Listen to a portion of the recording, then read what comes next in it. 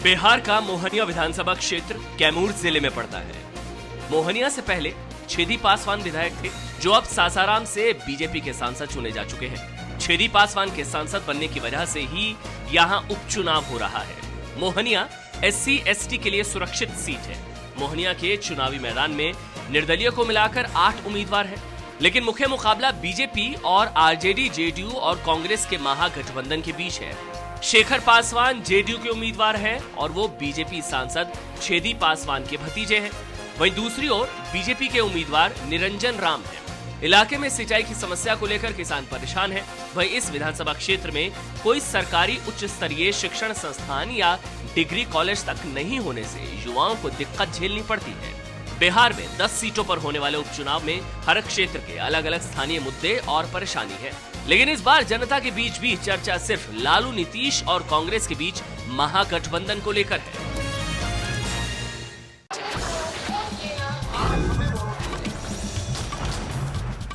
मोहनिया के विधायक सांसद हो गए, लिहाजा ये सीट खाली हो गई।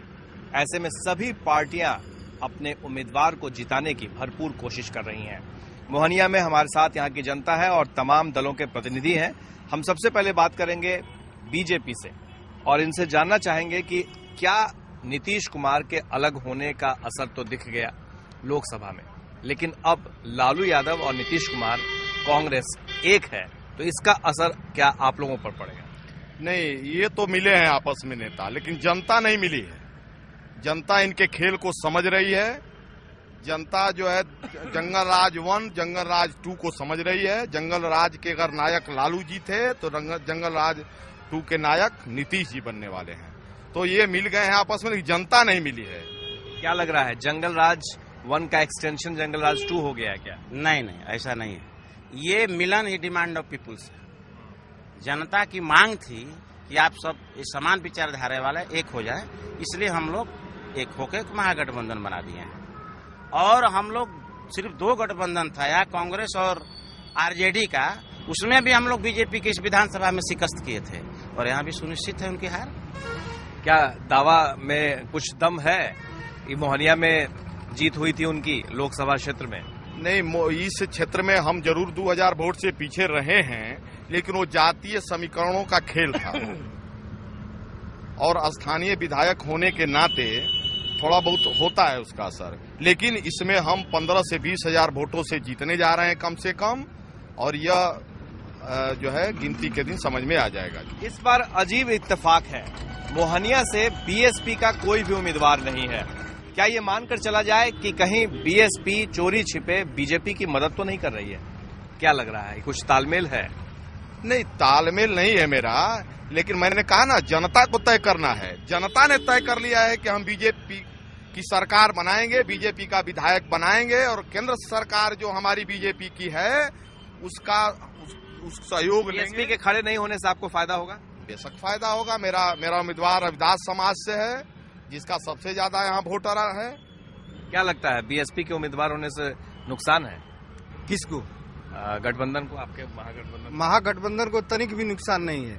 हम लोग जब देश में नरेंद्र मोदी की लहर चल रही थी, यहाँ मोहनिया के मतदाता, हम लोग कांग्रेस के साथ गठबंधन था RJD का, मजबूती से हम लोग लड़े और इन लोगों को 2500 वोट से परास्त किए।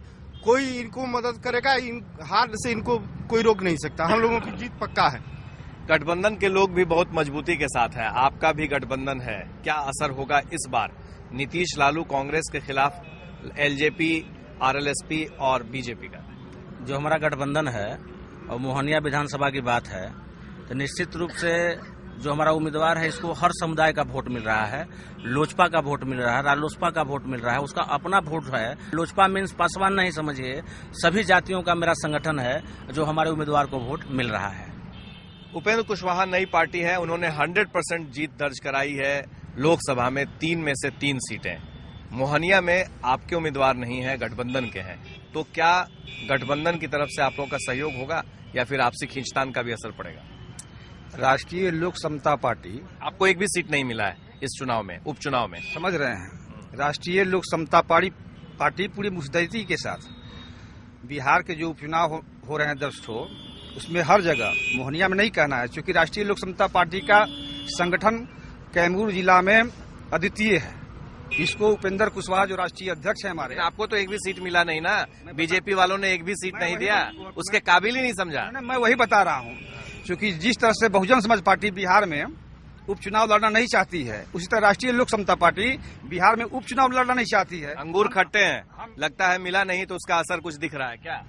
इनको तो एक भी सीट नहीं मिली, इसका कुछ असर पड़ेगा इनके कार्यकर्ता, इनके जो समर्थक हैं? बिल्कुल नहीं। नेता जो भी कर ले मन से, झूठे वादे कर ले, झूठे नारा दे ले, लेकिन मतदाता सब बात समझती है।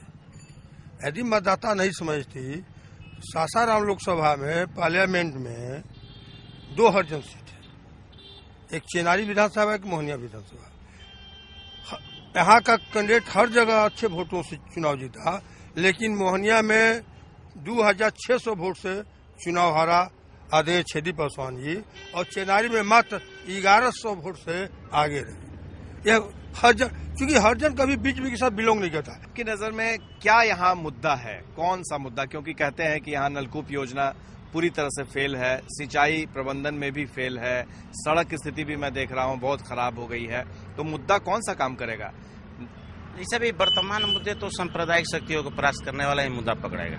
विकास कोई मुद्दा नहीं? विकास का मुद्दा है, लेकिन जो सुधरा है, हालात ऐसे नहीं है कि सुधरे नहीं है। आप मानते हैं कि हालात सुधरे थे? बिल्कुल। तो अभी जो कुछ 1 महीने पहले तक बोल रहे थे कि कुछ नहीं हुआ, नीतीश कुमार के राज में सब बर्बादी हुआ है, कुछ हुआ नहीं है। नहीं, ऐसा नहीं है कि नीतीश कुमार के राज में सब बर्बादी है। कुछ मुद्दे थे जिस पर हमारे मतभेद थे, लेकिन वे सारे मुद्दे अब गौण हो गए।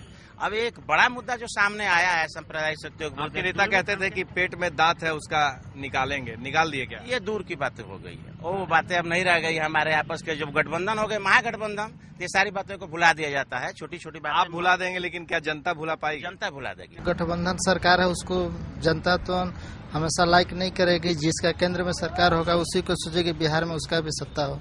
गठबंधन, महागठबंधन तो पूरी तरह फेल है, अब फेल हो जाएगा। हमारी बीजेपी जीतेगी, निरंजन राम जीतेंगे। लेकिन नहीं, 1-2 हजार भीड़ था हाजीपुर में, 2000 से अधिक भीड़ नहीं था। जनता नजर रख रही है एक एक काम पर, एक एक दाम पर, कि आखिर लोग जो आ रहे हैं, जो उम्मीदवार हैं, उनके प्रति उनकी क्या छवि है, और उन पर भी वो नजर बनाए हुए हैं। मोहनिया से इतना ही। हम एक और विधानसभा चलेंगे और बताएंगे कि वहां की जनता क्या सोचती है।